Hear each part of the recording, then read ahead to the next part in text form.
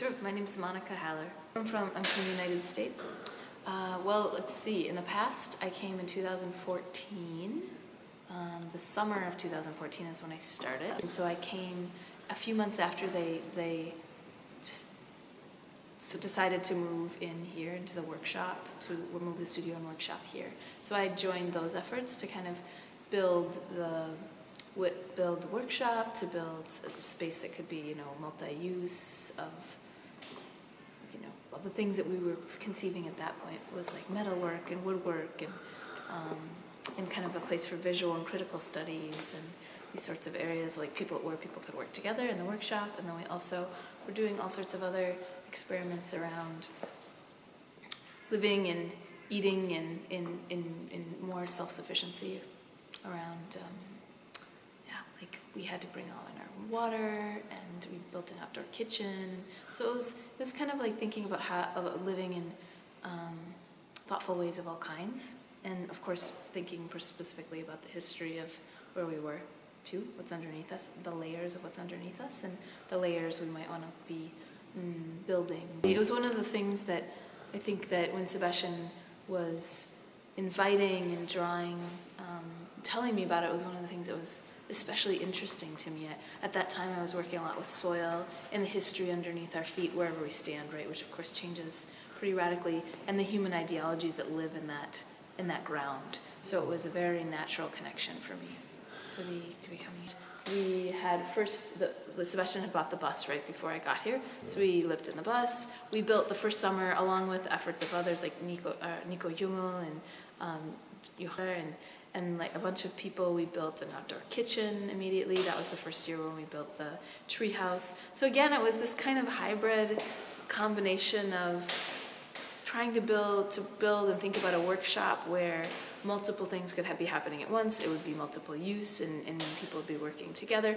People who already do collaborative projects, right? So that not totally unlike other atelier models, but also thinking about like basically living in together too, of course. And I had before spent time trying different ways of living in different configurations with other people or community, and other people had done the same. So this was, I guess, another way of doing that. I think in different ways from Sebastian, had been done a lot with farming and gardening, and he was really interested, and others are interested in what it would look like to be living off of the main power grid, and it's kind of an opportunity to do all sorts of like design and experiments in that way. So it was really a combination of both, or is rather. It's not.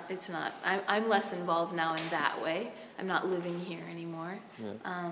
But yeah, it was really a combination of like art and life are not separate, of course, and so it was like seeing what that looked like all together. What else are we doing? I mean, now actually, not in the last years, I took a teaching job in the US, and so there was some time where we were kind of spanning. There are already a lot of collaborations between institutions, Berlin institutions, and my university, US, the University of Minnesota, and so we continued that, and we still are. Students from the university have come here several times to like explore, to think about other projects. There's a art residency program in the city of Berlin that the university students go to, and they always come up here when they. So there's, I think it just, we have established that connection. So a lot of times, rather than, because of the nature of how things have worked at Teufelsberg, it's made a lot of sense for those connections to happen in a one-to-one basis or a small group basis, rather than like an institutional connection, right? Because there's so many different projects and so many things happening here, to try and establish some institute that here, it makes more sense to work with small groups and one-on-one. So university students come here one-on-one or small groups to look around or to talk or see if there's sort of some kind of like creative action. How the students in the university do that too. I mean, I think it's like learning. I feel like over the years, I have, like other people, continued to learn what is happening here, what's possible, what's the best way to work with the structure and system that's already in place here. So I feel like that way of working in small groups or one-on-one came out of what seemed to be most possible given the systems and the structure that's working on the mountain. The workshops that, Sebastian has been doing with others too, right? Whether it's other universities that come in and do a week workshop or a 10-day workshop, or some professor that's bringing a small group of people, or some individual, some group or team. But it seems to me one thing that's evolved or changed is that there's of course more organizational structure around the tours. There's now, there's all sorts of kind of tour-oriented things that exist now that didn't exist before, from the kitchen garden to the sitting areas, to even now, we were just the other day walking by and Sebastian was showing me this sign that has these questions that people ask all the time, right? What are some of the questions? Yeah, the questions do you live here? No. Do you, these, what else? Yeah, these questions didn't change. So, but the thing is we were just joking, but it's those questions didn't change, but just the fact that many, many people now know that people ask them all the time, and that we were just we should have made this years ago. It would be so simple. But my point is that I would say, what it feels to me kind of from the outside now, because I haven't been around as much this last year as years prior, but it seems like a lot of the tourist-oriented aspects have organized in a particular direction. There are exhibition spaces that look quite different than they did before. Well, I have the feel, I don't have as much information anymore as I used to. I could talk to you about what I thought was evolving the previous few years, from maybe 2014 to 2016 or something. Mm-hmm. So that's my preface to what I'm about to say. But I have the feeling that more of the things that have been developed are for people who come in but aren't here all the time, right? So the exhibition space or the tourist space. But I don't have the feeling as much the things that we organized the first year around the community kitchen. Maybe it's that a lot of that infrastructure exists now, and so it doesn't need as much work as before. But I have the feeling that there's less internal organization between the people who are here really invested. I think the mountain is so diverse, and it has so many aspects that you can have multiple groups, working together and developing the mountain. Yeah. And of course they can be, it needs to be structured, and but our intention was to grow that part which brings people together. Mm-hmm. Well, what Everest was a name that came at that time, which was kind of funny, the mountain here and the idea of a mountain itself. It's often referenced to the Mount Everest. Mm-hmm. And up here, it was kind of... It's this mountain in Berlin and all these ideas and all these big things going on. And, the man and the mountain. And what Everest is kind of a parody on that. Because it's the title. So it was... I think the parody, too, was coming from this moment where it felt okay, we can come up here and people are doing, like you said earlier, wildly different and divergent things, and in a certain way you can try whatever. You can do, actually it's not whatever, they're really focused intentional actions. It's, in a certain way, it's quite the opposite of whatever, because people are putting a huge amount of energy into really intentional, focused things. We're going to try and build a system, for one's own water. We're going to build a kitchen, and we're going to build certain spaces that are specifically for people coming together. Okay, what systems already exist for that? A kitchen, right? There are many systems that already work for that, but this is a very intentional way to do that for people to come together. So it was actually the opposite of whatever, but at the same time, kind of anything goes. And so it was a place to try that. So I think that's both parts of the parody to me. But I also think, it was a moment for us. By us, I mean the people who were there at the time, who were on the website, and and others. But for us to think about what is it?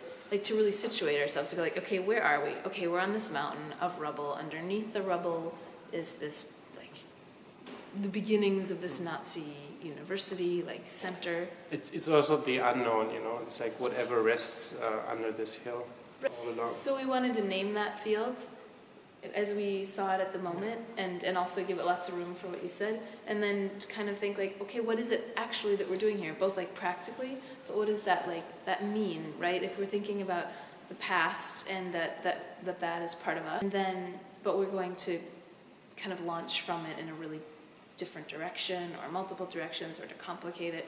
So it was like a time for us to put some words around all these actions that we were doing, and then to name the people who were part of those actions. At the end, like, coming here was like being part of a performance, because like the whole, it's like a stage, you know, you're building a stage and then you have visitors coming and you're the spectator. Yeah. And the kind of what you build and how people will react to it and use it, and like it's a form of communication, which was our intention also, you know, to plant ideas and then have people receive them. I mean, you probably have lots of examples of this, but I think of one a few years in was this. So Sebastian and several others had built these compost toilets, right? Yeah, they still function. Yeah, and we since 4 years. and they would fill. So this is like, to me, where the kind of always inevitably, it's like, it's living, it's artistic, it's, you know, you don't separate these things, but they were used by everyone, and people would have a party here and use them. You know, they have to be like, they're filled with shit very quickly, right? And so there's like always someone sweeping up or making room for an artist or a person to do their work, like inevitably, like the janitor at the place where you like work and live, or so. It's to stay. So this is like a free room, but you have to work and install the equipment to make it work and to make it true. So there was a certain point where people would come very quickly, in and out very quickly on a regular basis. And also to host people, you know, right? To be able to like have people and co-work and join in. But then this infrastructure is also. That's what this workshop is also about. The System Laboratory is about community research, about technologies which enable communities to be off-grid and at such locations. Just now, it's like I have friends coming and collaborating on diverse projects, which are not all related to autonomy yet, but this is like the intention of building this place that, you know, it's a place for co-creation. But it hasn't. So as an artist, I'm only part of it. So it's like a project which I said is meant to facilitate work around these. Is it fair to say that, you know, it's a laboratory, and you're, let's say, a continual base or ongoing organizer, but people would come in and out of it? Yeah, but the idea is really.